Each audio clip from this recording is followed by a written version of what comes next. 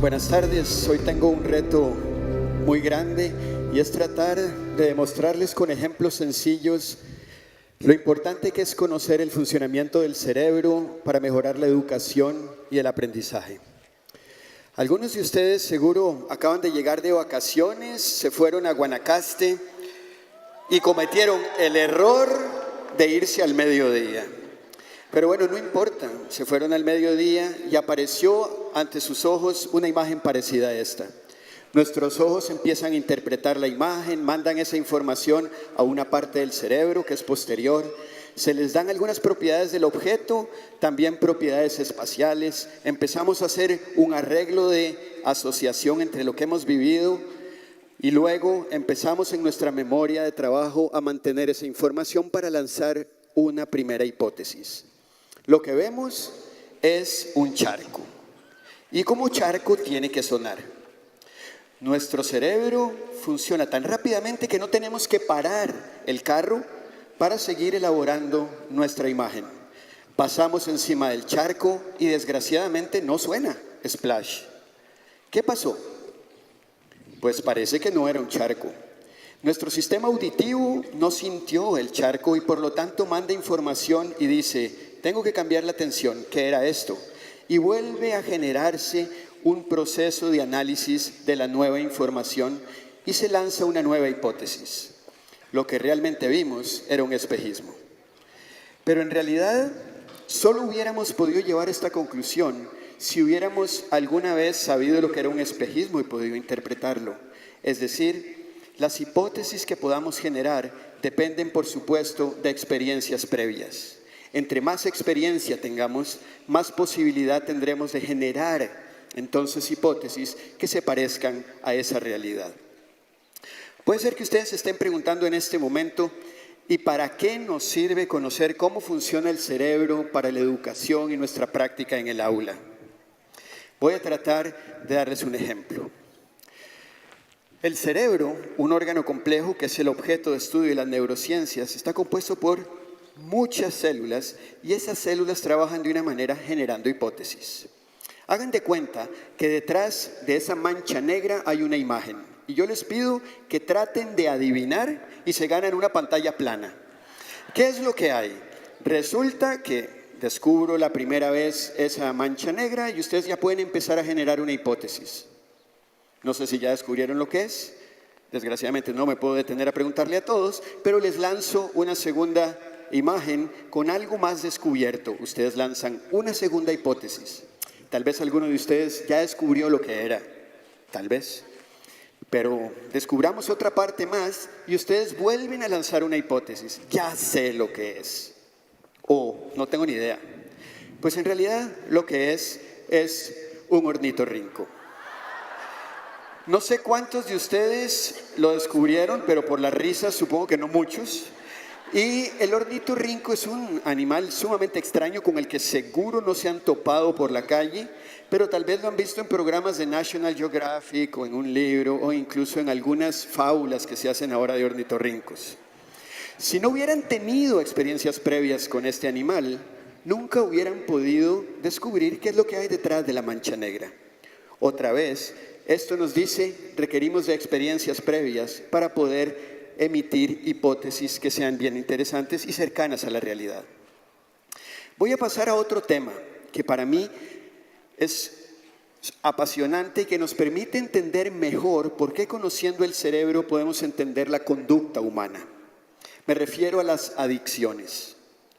Las adicciones, que son hoy en día un flagelo, son muy frecuentes y además, no sé si les ha pasado de preguntarse ¿y por qué hay gente adicta a algo? Y no solamente por qué la gente es adicta a ese algo, sino por qué es adicta a cosas tan diferentes, como la tecnología, por favor no miren el celular ahora, las drogas e incluso los videojuegos. Pues de las neurociencias sabemos que en el cerebro existen muchas células que se activan con estos elementos. Y esos elementos producen la activación de este sistema que libera unas sustancias que nos genera placer. Y ese placer es el que nos hace volver a intentar buscar ese estímulo particular. Este sistema se llama el sistema de recompensa y es un sistema que tiene o involucra áreas cerebrales que aparecieron hace miles de años, incluso millones de años en el ser humano, y que son reguladas por áreas de más reciente aparición, en este caso la corteza prefrontal. Pero ¿qué quiero decir con esta cuestión evolutiva? Es decir, el ser humano desde siempre ha tenido sistemas en el cerebro que son susceptibles de ser recompensados y generar placer. Si nosotros lográramos con la educación estimular el sistema de recompensa, seguro que lograríamos prácticas educativas que fueran más acordes y más exitosas. Creo que en ese sentido todavía nos falta camino por recorrer. De muchas de las charlas de hoy hemos visto algunas posibilidades, pero ese sistema de recompensa está ahí, hay que activarlo. Yo creo que no hemos sido muy exitosos porque nos hemos centrado en qué tienen que aprender nuestros alumnos y no en cómo lo aprenden y qué es lo que les gusta. Si mezcláramos estos dos elementos, el gusto y el cómo lo hacen, muy posiblemente estaríamos cerca de buscar estrategias pedagógicas y didácticas mucho más exitosas. Vamos a ver. Todos o muchos de ustedes son educadores. Vámonos a un aula. Resulta que hoy, por supuesto, porque yo soy supuestamente neurocientífico, voy a hablar del cerebro. Y les pregunto, ¿qué quieren saber del cerebro, muchachos? Por favor, díganme. Los muchachos lanzan las preguntas y yo hago un análisis de cuáles preguntas son las más frecuentes. Escojo la más frecuente y digo, muy bien, muchachos. Después de que ustedes pensaron qué pregunta les interesaba que yo contestara, vamos a contestarla. Ustedes pusieron como pregunta,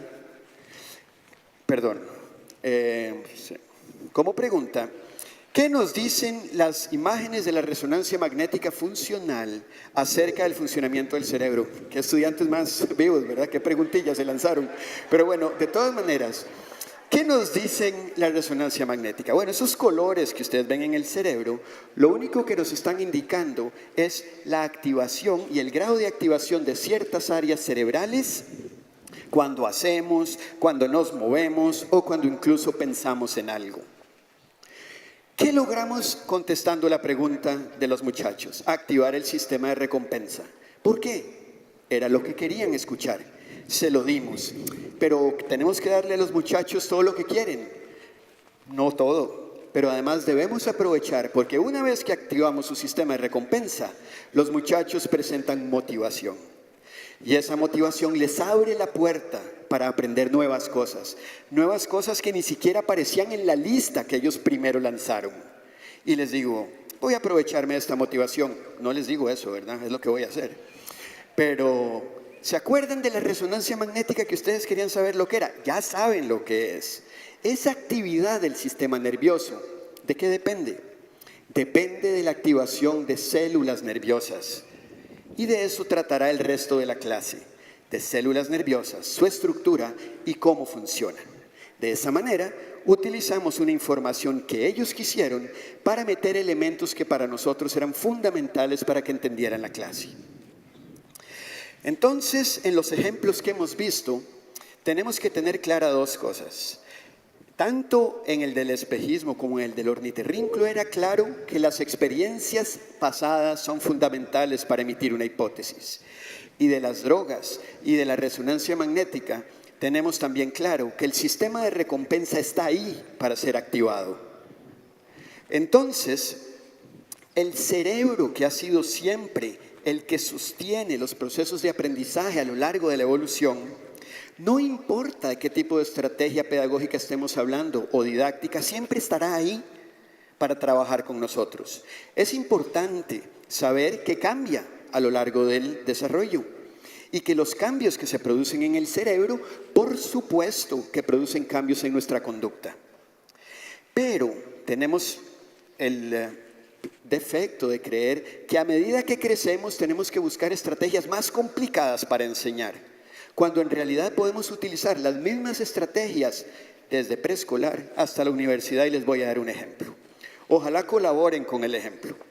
¿Cuál de ustedes no ha oído hablar del juego de Simón Dice. No ha oído.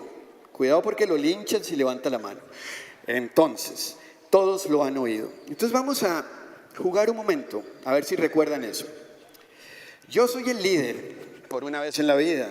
Es decir, en este momento les voy a decir, si saben lo que es el juego, Simón dice que levanten la mano derecha. Simón dice que levanten la mano izquierda.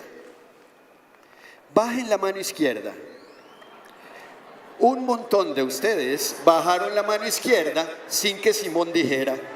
O sea, o no sabían cómo era el juego o se equivocaron. Esto, que parece tan sencillo, se puede utilizar para procesos de aprendizaje. Una, primera variante. Todos los que bajaron la mano salen de aquí. Eso es una variante lúdica y qué bonito, nos vamos eliminando y el último se gana la pantalla. Pero resulta que no es muy positivo. Hay otra variante y es, no importa que se hayan equivocado, vamos a seguir jugando y todos aquellos que se equivocaron, recuerden que se equivocaron y cuenten las veces que se equivocaron. Entonces, estimulan la memoria de trabajo porque tienen que mantener en mente el número de veces que se equivocaron y a partir de las equivocaciones pueden entonces mejorar su desempeño. Jueguillo Simón Dice y vean todo lo que se logra.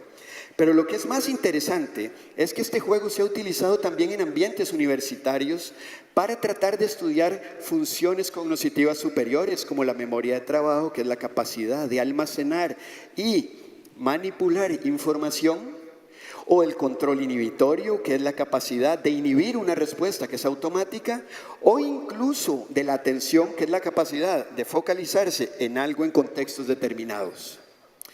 Entonces, con estos juegos relativamente sencillos, podemos entender el cerebro y además entender nuevamente la individualidad. No sé si lo lograron ver en el video, pero yo lo vi aquí. Para algunos, el juego de Simón Dice tampoco parece ser muy fácil. Y entonces la individualidad nos permite aprovecharnos de eso para mejorar nuestros posibles errores. Los errores que cometamos no afectan al vecino. Ustedes bajaron la mano y eso no hace nada con el vecino, pero les permite a ustedes tener una retribución de su propia acción. Entonces, yo creo que estamos aquí para ver si realmente los hallazgos de las neurociencias o incluso las neurociencias como un área realmente nos pueden ayudar a mejorar la educación, a mejorar la práctica en el aula. Yo creo que esto no depende de los neurocientíficos, depende de las preguntas que surjan de los facilitadores que han realizado una observación sistemática en el aula, que además tienen conocimientos pedagógicos y que ahora ya conocen cómo funciona el cerebro. Yo creo que conociendo el funcionamiento del cerebro vamos a poder elaborar estrategias pedagógicas y didácticas más exitosas. Dijo a principios del siglo XX un pensador español, Santiago Ramón y Cajal, que todo hombre puede ser, si se lo propone, el escultor de su propio cerebro. Y yo estoy totalmente de acuerdo. Pero además quiero agregar algo.